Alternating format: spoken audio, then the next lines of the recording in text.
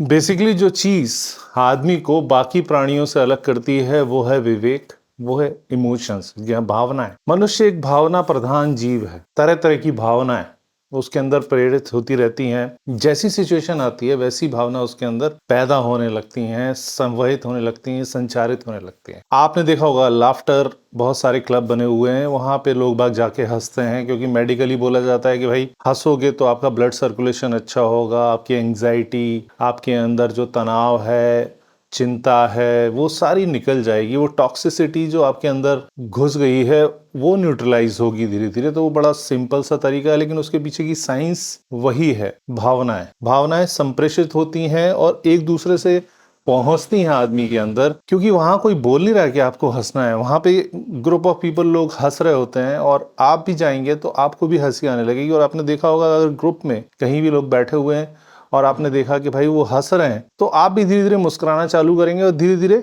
वो जो एक्टिविटी है वो आपको पास में बांध लेगी और आप भी हंसना शुरू कर देंगे बेवजह, जबकि आपको नहीं मालूम कि वो लोग क्यों हंस रहे थे। ऐसा ही इसका अपोजिट भी सत्य है। अगर ग्रुप ऑफ पीपल रो रहे हैं तो आप वहां जाके सैड हो जाएंगे। थोड़ी देर अगर आप वहां रुकेंगे तो आपकी आंखों से भी आंसू बहने लगेंगे, भले ही आपको वजह नहीं मालूम कि यार ये लोग रो क्यों रहे थे और मैं इसका पार्ट क्यों बन गया। तो ये सारी चीजें एक से दूसरे में पहुंचती हैं, भावनाएं एक्सचेंज होती हैं, इमोशंस एक्सचेंज होते हैं। यही मानव को दूसरे प्राणियों से भिन्न बनाता है। तो ये एक विशेष गुण होने के साथ साथ एक विशेष समस्या भी बन जाता है मैक्सिमम लोगों को, क्योंकि जो भी ईश्वर ने हमको दिया है आशीर्वाद स्वरूप उसको हैंडल करना हमको नहीं आता। और जब हम किसी टूल को हैंडल करना नहीं जानते तो हम उसे मिस हैंडल करते, उसे हम बर्बाद कर देते हैं और उसका दुरुपयोग करते हैं, दोहन करते हैं, उसको इतने विचित्र तरीके से यूज करते हैं कि वो हमारे लिए एक अभिशाप बन जाता है, एक श्राप बन जाता है और वो हमारे लिए एक बहुत बड़ी समस्या बन जाता है। जो कि हमारी सहायता के लिए बनाया गया था, हमारी लाइफ को सिंपलर रखने के लिए बनाया गया था, वो हमारे जीवन की समस्याएं हो जाती हैं।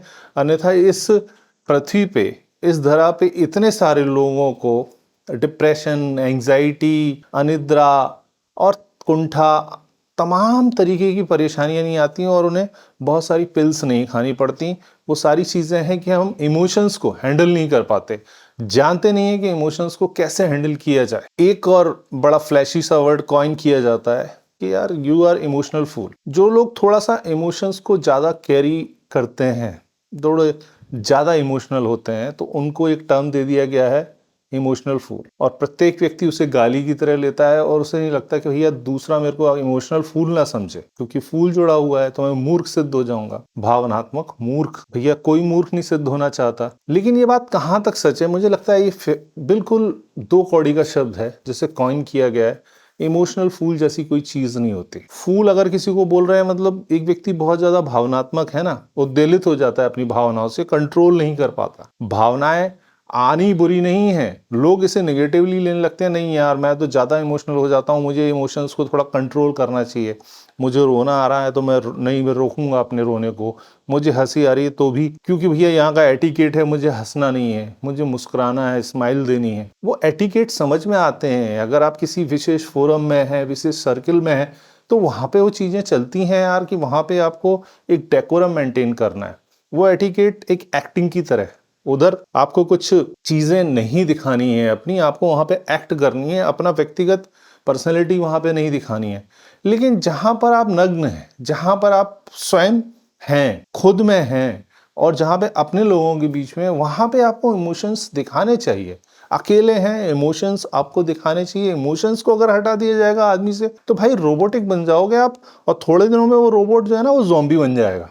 क्योंकि इमोशनलेस आदमी का कोई मीनिंग ही नहीं है, मतलब ह्यूमन हो ही नहीं सकता emotionless. Either a person is emotional और लेसर इमोशनल, कोई ओवर इमोशनल नहीं होता। ठीक है, रिप्रेजेंटेशन या लोगों का उसको हैंडल ना कर पाने की क्षमता की वजह से वो उसका प्रदर्शन भौड़ा कर सकते हैं। भौड़ा मतलब उस सोसाइटी के लिए भौड़ा। तो क्योंकि हर चीज तुलनात्मक होती है, कंपैरेटिव होती है, सामने वाले ने जितना एक्सपेक्ट किया है उससे ज्यादा अगर आप करेंगे तो वो कह सकता है कि नहीं यार it is overdoing things, or you are you are expressing your emotions too much.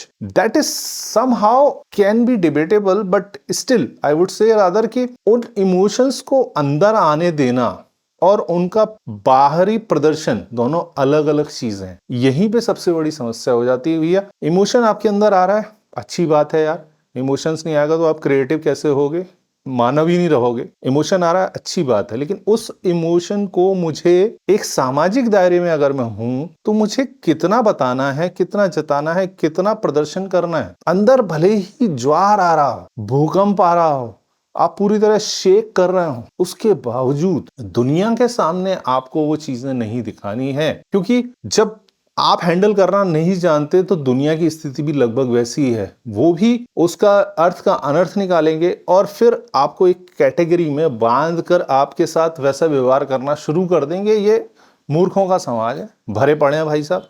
तो भैया आप उसका प्रदर्शन, यथोचित प्रदर्शन कितना करना है वो आपको आना चाहिए। That is called the controlling of your emotions. एक और क्लीशे बात बोली जाती है इमोशंस के ऊपर, यार क्या तू लड़कियों की तरह रो रहा है। मतलब हम मेल्स में एक ये बोला जाता है, जो इमोशंस ज्यादा दिखा रहा है उसका फेमिनाइन कोएफिशिएंट ज्यादा है। That is again a bullshit. भाई इमोशंस इमोशंस हैं। अगर फीमेल के पास ज्यादा इमोशंस होते हैं, मान लिया होते हैं भाई, लेकिन उसका मतलब ये तो नहीं है कि अगर कोई पुरुष वो इमोशंस दिखा रहा है तो भाई उसका सेक्स चेंज हो गया। नहीं भाई, हो सकता है वो उतना पायस होता जा रहा है, उसका प्यूरिफिकेशन दोनों बैलेंसिंग में है। तो उस चीज को आप निगेटिविटी मत लीजिए कि भैया मेरे को कोई ऐसा बोलेगा, मुझे कोई वीकर समझेगा। समझने दीजिए यार कि मेरे इमोशंस को लोगों ने भांप लिया, समझ लिया तो मुझे वीकर समझेंगे।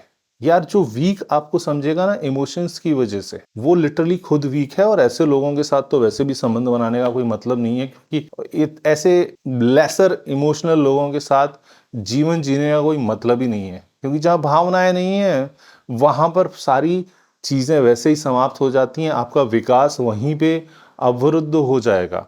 ये बात अलग है कि अगर आप किसी पोजीशन पे हैं और आपको वो इमोशंस कंट्रोल नहीं हो रहे हैं, तो वहां पे आपकी वीकनेस है कि भाई इस पोजीशन के व्यक्ति के साथ, I am talking about the professional life, इस पोजीशन के व्यक्ति के साथ ये एक्सपेक्ट नहीं किया जा सकता कि वो छोटी छोटी चीजों पे ओवर रिएक्ट करने लगे अपने इमोशनल वैल्यूज को। तो उस चीज पे हमें थोड़ा ध्यान देना चाहिए। लेकिन ये चीज मैं शुरू में ही बोल चुका हूं कि भाई उस प्रोफेशनल दायरे को अलग हटा दीजिए। उधर तो आपको एक्टिंग करनी है, बहुत सारे पैरामीटर्स, बहुत सारे एटिकेट्स वहां पे लग जाते हैं। लेकिन जब आप अपनी पर्सनल लाइफ में हैं तब खुल के इमोशंस एक्सप्रेस करना चाहिए, बिना ये सोचे समझे कि मेरे बारे में लोग क्या समझेंगे, मेरे बारे में मेरे को क्या जज करेंगे। तो यार भाड़ में गए लोग यार। लोगों की परवाह करते रहोगे तो अपनी लाइफ का विकास कब करोगे महाराज। लोगों की परवाह करना बंद कर दीजिए कि लोग मेरे बारे में ये सोचेंगे, अब मैं वीकर सिद्ध हो जाऊंगा, मैं फूल सिद्ध हो जाऊंगा,